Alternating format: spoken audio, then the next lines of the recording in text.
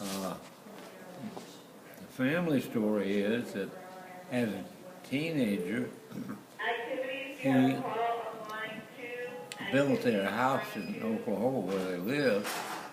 They had been living in a dugout for years, and he got up to be a teenager, and while the rest of them were growing wheat and doing all the things you have to do, he was building a house. That's how he trained himself to be a carpenter. Ah. And he came to Galveston, and the deal there was the rest of the family had already come to Galveston. They all had jobs, and they had lined up jobs for my mother and him. Okay. So that we came, there was no money in those days. Right, right. Everything worked at a very low ebb, and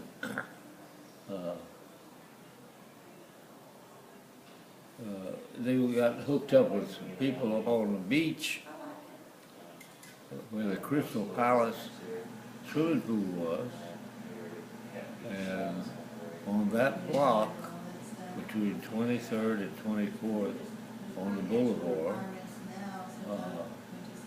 there was all these devices to get the money from the tourists. Huh. And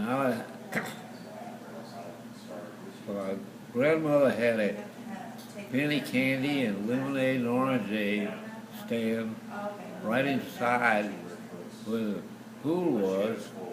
My grandfather had soda water and popcorn. He had popcorn and peanuts just outside.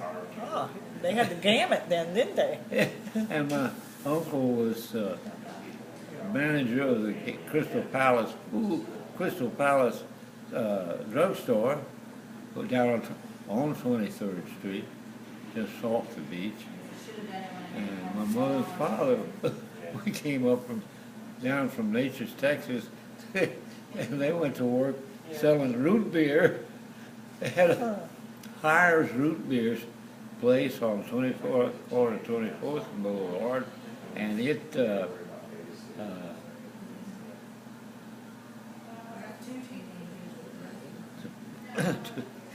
indicate it was the real thing. They had a big barrel. It was probably 12 or 14 foot high and in diameter, like polished oak. Oh. With metal straps around it like that. Huh.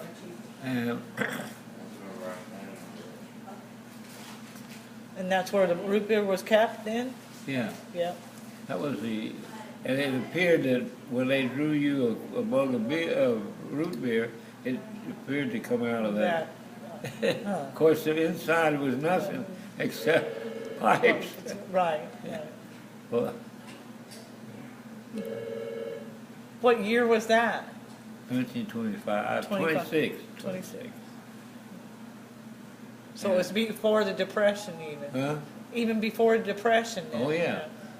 And I was barefoot running that block. I didn't dare step out the curb on the border of that block. Somebody would tell on me. All the people that had these gambling wheels and things of chance, they all knew my mother and father. I couldn't do anything wrong without getting reported.